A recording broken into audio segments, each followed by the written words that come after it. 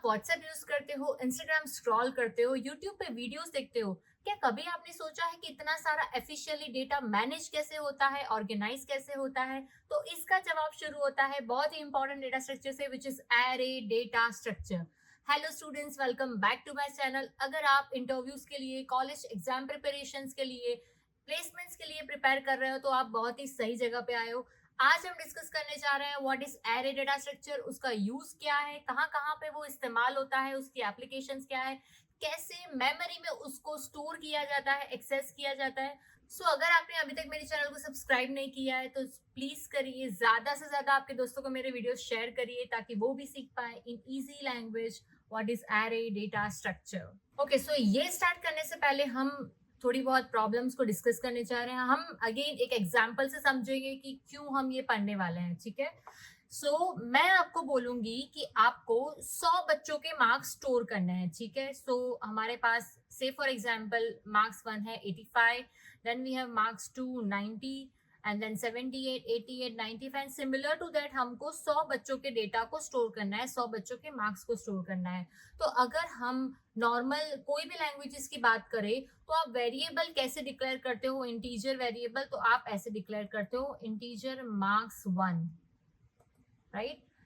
इसमें मैं इस वेरिएबल में कितने डेटा स्टोर कर पाऊंगी, आप मुझे बताइए।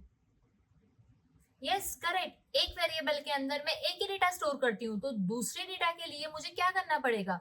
दूसरे डेटा के लिए मुझे दूसरा वेरिएबल लेना पड़ेगा। तो जैसे मैंने इंट मार्क्स 1 लिया, वैसे ही मुझे इंट मार्क्स 2 लेना पड़ेगा, वैसे ही मुझे इंट मार्क्स 3 लेना पड़ेगा, एंड सिमिलर टू दैट मुझे 100 वेरिएबल्स डिफाइन एंड डिक्लेयर करने पड़ेंगे मेरे 100 डेटा को स्टोर करने के लिए। तो क्या ये सही तरीका है डेटा को स्टोर करने का? आप मुझे सोच के कमेंट सेक्शन में बता सकते हो, तब तक जब तक मैं आंसर पे ना आऊं। जी नहीं, आप एक बात समझिए, 100 डेटा के लिए मैं 100 वेरिएबल के पास जाऊंगी तो मुझे कितनी मेहनत करनी पड़ेगी? मुझे 100 डेटा को क्रिएट करना पड़ेगा, उसके अंदर डेटा डालना पड़ेगा, उसको सेपरेटली इंडिविजुअली मुझे मैनेज करना पड़ेगा। इसके लिए बहुत सारे वेरिएबल्स हो जाएंगे हमारे पास। It will be very hard to remember each and every variable name, because अभी तो हम मार्क्स की बात कर रहे हैं। अगर आप कोई भी अलग डेटा लेते हो, तब ऐसा जरूरी नहीं कि वो सीक्वेंस में जाए। In that case it is going to be very complicated task. It is very difficult to process and it is impossible to loop efficiently. अगर हम एफिशिएंसी की बात करें, अगर हम अच्छे वे की बात करें, so this is not a good way to store hundreds of data. ये तो मैंने 100 की बात की। अभी रियल लाइफ एप्लीकेशन जो चल रही है, वो तो लाखों में डेटा स्टोर कर रही है, हजारों में डेटा स्टोर कर रही है। तो क्या वो अलग अलग वेरिएबल के अंदर अलग अलग डेटा स्टोर करेंगे? नहीं, वो ऐसा नहीं करेंगे। तो इस प्रॉब्लम की वजह से ही they came with the concept of array data structure, जहां पे आप क्या करोगे? आप बनाओगे एक एरे का वेरिएबल जिसको आप दोगे साइज। साइज यानी कितने एलिमेंट्स आपको स्टोर करने हैं? 100 करने हैं, कोई दिक्कत नहीं, आप कर सकते हो। तो instead of managing marks 1, marks 2, marks 3, marks 100 up to, you just have to manage one variable marks with the size 100, जिसके अंदर आप 100 डेटा को एक साथ स्टोर कर सकते हो, उसके डेटा को मैनेज कर सकते हो, उसके डेटा को ऑर्गेनाइज करते हो। तो ये सारा प्रॉब्लम फटाक से सॉल्व हो गया हमारे एरे डेटा स्ट्रक्चर की वजह से। तो आप देखो, सॉल्यूशन में हमारे पास क्या आया? One array which will hold all of them. इस मार्क्स वेरिएबल के अंदर, विच इज एरे वेरिएबल के अंदर, मैं स्टोर करूंगी 85 90 78 88 95। बट ये कैसे स्टोर होता है, क्यों यू स्टोर होता है, वो तो बहुत आगे की बात है, हम आगे जाने वाले हैं इस वीडियो के अंदर ही, which is memory representation of array data structure. But आपके लिए अभी इतना जानना इंपॉर्टेंट है that array is a linear data structure, जहां पे आप एक के बाद एक बहुत सारा data, multiple data, many data you can store in one particular variable, array variable. This is going to save a lot of efforts for lot of people. चलो लेट्स गो अहेड। जैसे कि हमने डिस्कस किया, you can have one variable and multiple values you can store inside the one variable. Okay, so let's now discuss about what is the definition of array data structure. Array is a linear data structure. Now what do we mean by linear? हम बहुत धीरे धीरे definition को समझेंगे क्योंकि ये बहुत important है। अंडरस्टैंड करने के लिए हम उसको रट्टा मारो तो बिल्कुल नहीं करने वाले हैं। अभी इसको लीनियर डेटा स्ट्रक्चर क्यों बोला जाता है? अगर आप एरे की बात करो तो एरे में डेटा ऐसे स्टोर होता है, जैसे कि मुझे 5 डेटा स्टोर करना है एक एरे के अंदर, तो ये ऐसे स्टोर होता है। ठीक है, इसके अंदर मैं मेरी वैल्यूज डाल सकती हूँ, जैसे मैं डालूंगी 10, देन 20, 30, 40 एंड देन 50। तो ये क्या हुआ? ये हुआ, अगर हमने पिछले वीडियो में भी डिस्कस किया था, ये हुआ data in a sequence in the memory. ठीक है, सो हमारा जो एरे डेटा स्ट्रक्चर है वो लीनियर डेटा स्ट्रक्चर है। क्यों? क्योंकि वो कंटिन्यूअस मेमोरी में डेटा को स्टोर करता है एक के बाद एक। जैसे 10 ने 20 का हाथ पकड़ के रखा है, 20 ने 30 का हाथ पकड़ के रखा है, वैसे इन लोगों ने एक दूसरे का हाथ पकड़ के रखा है। ये लोग मेमोरी में एक साथ हाथ पकड़ के बैठे हैं। That's why array is a linear data structure that stores multiple elements of same data type, multiple elements of same data type. अभी ये क्या क्या हुआ? इसका मतलब एरे जो हमारा होता है उसको होमोजीनियस डेटा स्ट्रक्चर बोला जाता है। होमोजीनियस यानी एक एरे वेरिएबल के अंदर अगर आप डेटा ऐड कर रहे हो वो सारों का डेटा टाइप सेम होना चाहिए। अगर आप लड़कियों का क्लासरूम बना रहे हो तो सारी लड़कियां होनी चाहिए। अगर आप लड़कों का क्लासरूम बना रहे हो तो सारे लड़के होने चाहिए। बस उसी को बोला जाता है होमोजीनियस डेटा टाइप। तो हमारा जो एरे है ना वो बहुत स्ट्रिक्ट है भाई। देखो, वो बोलेगा कि नहीं भाई लड़की वाला है तो लड़कियां ही बैठेगी। पर हम अगर कंप्यूटर की भाषा में बात करें तो हमारे पास डिफरेंट डिफरेंट डेटा टाइप्स होती है। जैसे हमारे पास होता है इंट डेटा टाइप, हमारे पास होता है कैर डेटा टाइप, हमारे पास होता है फ्लोट डेटा टाइप, बहुत सारे डेटा टाइप हमारे पास होती है। तो अगर मैं एरे इंटीजर का लेती हूँ तो उसके अंदर सारे डेटा इंटीजर होने चाहिए। यानी मार्क्स अगर की बात करें, मैं मार्क्स बोल रही हूँ इंटीजर, तो 10, 20, 30, 40 होना चाहिए। उसके अंदर मैं बी नहीं ऐड कर सकती हूँ, ए नहीं ऐड कर सकती हूँ, और इसके अंदर मैं मेरा नाम भी ऐड नहीं कर सकती। क्यों? क्योंकि वो नाम है, वो कैरेक्टर है, वो स्ट्रिंग है। तो अगर मैं डेटा एरे में इंटीजर का लेना चाहती हूँ तो सारे एलिमेंट्स इंटीजर ही होने चाहिए। अगर मैं कैरेक्टर की बात करूँ ए बी सी डी, तो उसके अंदर आप 10 नहीं डाल सकते हो क्योंकि वो इंटीजर है। तो होमोजीनियस हो गया, एरे के अंदर डेटा सीक्वेंस में होता है, और सीक्वेंस में होने के साथ साथ आप उसके अंदर जो भी डेटा डाल रहे हो वो एक ही डेटा टाइप का होना चाहिए जिस डेटा टाइप का आपने एरे डिक्लेयर किया है। तो ये हो गया homogeneous data type, same data type store करने वाला data structure in contiguous memory location. अभी इसका मतलब क्या होता है वो हम एग्जाम्पल से समझने जा रहे हैं, डोंट वरी अबाउट दैट। तो अगर मैंने ये एरे ड्रॉ किया है तो आप देख सकते हो उसको इंडेक्स वैल्यू दी जाती है, वो भी हम आगे समझने वाले हैं। इंडेक्स वैल्यू यानी जैसे कि आपको एनरोलमेंट नंबर, रोल नंबर दिया जाता है ना, तो इस एलिमेंट्स को भी एक नंबर दिया जाता है कि भाई आप कहाँ से शुरू हो रहे हो। जैसे 10 है तो 10 कौन है पहले? अच्छा 10 है, ओके। तो हम नेचुरल लैंग्वेज में 1 से स्टार्ट करते हैं, बट ये लोग थोड़े अलग किस्म के इंसान, उन्होंने बोला नहीं नहीं नहीं भाई हमको तो 0 से स्टार्ट करना है। बस वही फंडा है कि एरे में पहला एलिमेंट इंडेक्स 0 से स्टार्ट होता है, हमारी भाषा में वो 1 से होता है। तो एरे में first element starts with the 0 index value and n still n -1। जैसे कि 5 है तो वो होगा 0 1 2 3 4 n -1। तो ये 5 एलिमेंट स्टोर करेगा। तो ये जो भी डेटा मेरे पास है उसको मेमोरी में एक एड्रेस दिया जाता है। जैसे कि हमको हमारे घर पे रहने के लिए जगह दी जाती है, इनको मेमोरी में रहने के लिए भी जगह दी जाती है। वो जगह का भी एक पर्टिकुलर एड्रेस का नाम होता है, एक नंबर होता है, एक एड्रेस होता है। जैसे कि मैं इस चेयर पे बैठी हूँ तो इसका नाम है ना चेयर। तो वहीं पे ही अगर डेटा को मेमोरी में बैठना है तो उसको एक जगह दी जाती है, उस जगह का भी नाम होता है, नंबर होता है, मेमोरी लोकेशन का एड्रेस होता है। जैसे कि आप लोगों के घर का एड्रेस होगा, मेरे घर का एड्रेस होगा, सिमिलर टू दैट। तो जैसे कि ये है मेरा इंटीजर, तो इंटीजर कंपाइलर के हिसाब से या तो 2 हो सकता है या तो 4 हो सकता है। हम गिन के चल रहे हैं कि साइज ऑफ बाइट्स इज 2। तो अगर मेरा पहला डेटा 1002 पे है तो दूसरा डेटा मेरा 110% 1004 पे होगा। वो बोलेगा कि नहीं हम साथ साथ में ही जाने वाले हैं। तीसरा डेटा होगा जो मेरे 1006 पे होगा, क्योंकि 2 का डिस्टेंस है ना, integer is 2 bytes. Then next data होगा 1008 पे, नेक्स्ट होगा 1010 पे। तो ये 2 की डिस्टेंस पे है। ये क्या हुआ? इसका मतलब क्या हुआ? साथ साथ में कंटिग्यूअस मेमोरी लोकेशन। ऐसे नहीं एक बोल रहा है कि नहीं मैं तो 1000 में बैठूंगा, दूसरे वाला बोलेगा मैं तो 500 में बैठूंगा, तीसरे वाला बोलेगा मैं 2। नहीं नहीं नहीं भाई, आप लोग साथ में हो, आप लोगों के अंदर बहुत सारा प्यार है, आप साथ में ही बैठने वाले हो। तो ये हुआ कंटिग्यूअस मेमोरी लोकेशन। तो array is a data structure where you can store multiple data together in one place. ये पहली बात है, बहुत बड़ा एडवांटेज है कि भाई बहुत सारे डेटा को एक साथ स्टोर कर सकते हो, एक्सेस कर सकते हो, अपडेट कर सकते हो, व्यू कर सकते हो, मैनेज कर सकते हो। उसके बाद हमने डिस्कस किया कि array is a linear data structure. क्यों? क्योंकि एक के बाद एक होता है, एडजेसेंट होता है, हाथ पकड़ के चलते हैं। उसके बाद हमने डिस्कस किया कि एरे की सारे डेटा की डेटा टाइप सेम होती है, कोई बीच में बोलेगा कि नहीं मैं अलग हूं, नहीं भाई, सब सेम है हमारे पास, equality matters a lot. So if array is of integer तो सारे डेटा बोलेंगे हाँ भाई हम भी इंटीजर है।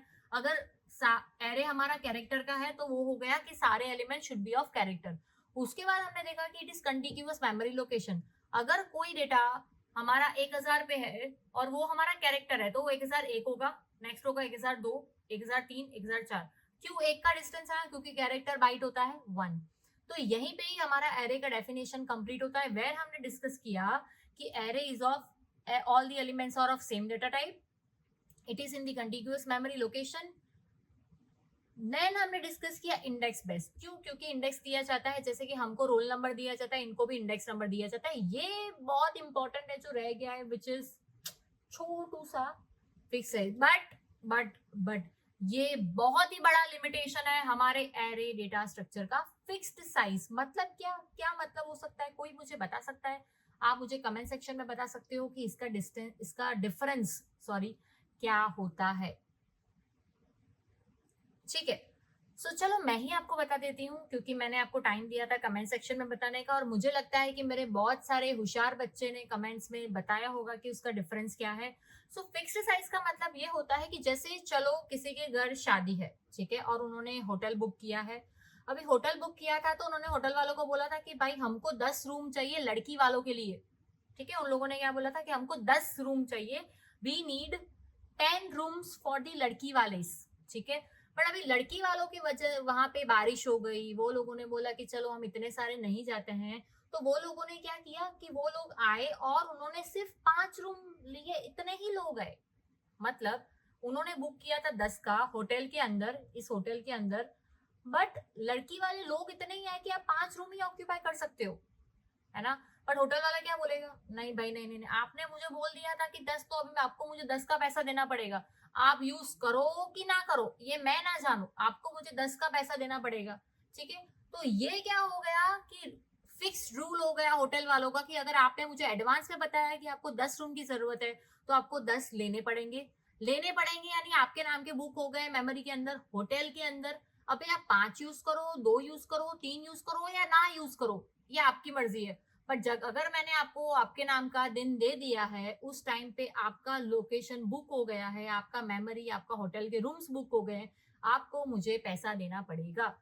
बस यही फंडा आपको कंप्यूटर की भाषा में अप्लाई करना है। एरे में अगर आपने साइज बोल दिया है 5, आप उसको चेंज नहीं कर सकते हो। आपने स्टोर किया 3 तो 2 कहाँ गए? कहाँ गए? कहीं नहीं, वेस्ट हो गए। It's a wastage of memory, it's a wastage. क्यों? क्योंकि फिक्स्ड है ना, वो चेंज नहीं हो सकता है। जैसे कि होटल में 5 रूम वेस्ट गए, यहाँ पे 2 वेस्ट हो गए। तो वही सेम फंडा होता है फिक्स्ड साइज का, क्योंकि array is a static data structure. Similarly opposite example लेते हैं कि आपने 10 का रूम बुक किया, अभी बहुत सारे लोग आ गए, आपको 15 रूम की जरूरत है। अभी होटल वाला बोलेगा भाई आपने तो मुझे एडवांस में बताया नहीं, एडवांस में बताया नहीं, तो अभी अभी कुछ नहीं, आप मैनेज करो, आपको जो करना है करो। आप एक काम करो, दूसरी होटल में जाके बुक करो। अभी आप रिलेट करो एरे से, एक एरे के अंदर मैंने 5 डेटा लिया है, दूसरे एरे के अंदर मुझे 5 स्टोर करना पड़ेगा। मतलब if I have defined the size of 5 elements of array, for remaining 5 I have to go for different hotel, different array. क्योंकि array is a fix data structure, आप उसको चेंज नहीं कर सकते। जैसे आप उसको कम नहीं कर सकते हो, आप उसको बढ़ा भी नहीं सकते हो। So this is the biggest limitation of array data structure, that you cannot change the size of the array। उसी के रीजन से उसको स्टैटिक डेटा स्ट्रक्चर बोला जाता है और उसको फिक्स्ड डेटा स्ट्रक्चर बोला जाता है। उसको रिड्यूस करने के लिए भी बहुत सारे तरीके अभी मार्केट में आ गए हैं, उसको हम देखने वाले हैं आगे। आगे हम डेटा स्ट्रक्चर की सीरीज में जाने वाले हैं, उसके बारे में डिस्कस करने जा रहे हैं। So this is called as an definition of array data structure। We have discussed a lot of about it। चलो let's go next now।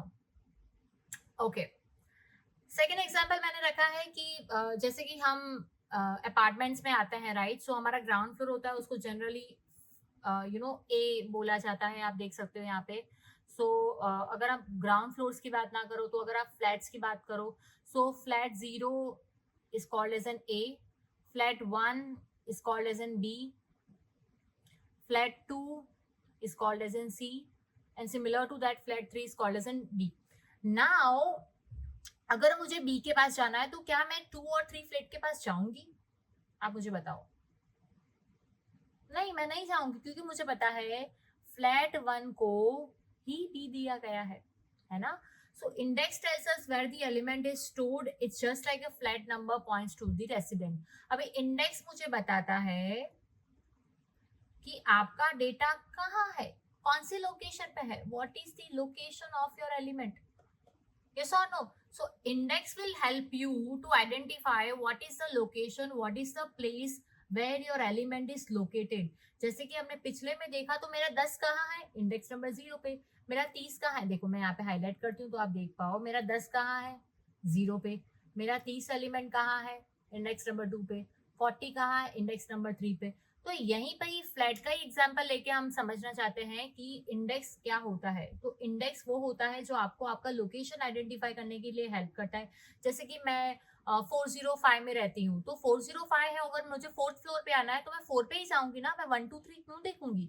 मतलब ही नहीं है ना कुछ। तो इसी तरह से इंडेक्स भी हमको हेल्प करता है हमारे एलिमेंट्स का पोजीशन, लोकेशन, एरे में कौन सा है वो चेक करने के लिए। Okay, so index 0 will be at, अभी आप देख सकते हो, ठीक है।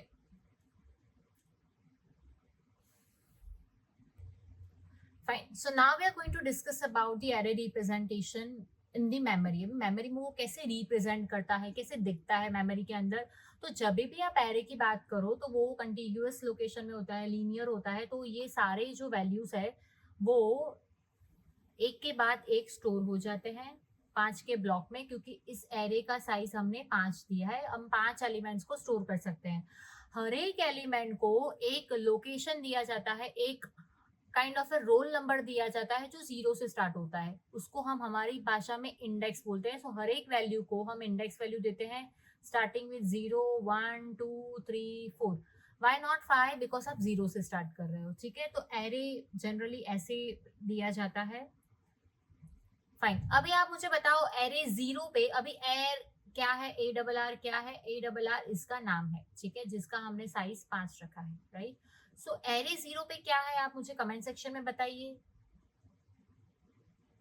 वेरी गुड, आपको क्या करना है, इस एरे के अंदर जाना है और 0th इंडेक्स पे जाना है। क्या है, वेरी गुड, इट्स 15। सो आपको यहाँ पे कमेंट सेक्शन में 15 बताना था, जो आपने बताया भी है, वेरी गुड। देन हमारे पास एरे 2, एरे 2 हमारा कहाँ है बताओ, सेकंड इंडेक्स, वेरी गुड। अभी मैं वैल्यू क्यों कर रही हूँ, क्योंकि मैं एरे के अंदर ऐसा ब्रैकेट यूज कर रही हूँ, जिसका मतलब है कि मैं वैल्यू एक्सेस कर रही हूँ, ठीक है। तो एरे 2 पे मेरे पास 35 है, एरे 4 के अंदर मेरे पास क्या है, आप मुझे बताइए। वेरी गुड, आपने कमेंट सेक्शन में बताया होगा, मैं यहाँ पे बोलने नहीं वाली हूँ, बट पीपीटी में आपको दिख जाएगा, ठीक है। चलो, ओके, सो इसके आगे वाले टॉपिक्स में नेक्स्ट वीडियो में कंटिन्यू करने जा रही हूँ। Please subscribe my channel, please share this video with maximum of students, and do not forget to subscribe and watch the upcoming videos of the same series of array data structure. Thank you so much all of you, thank you.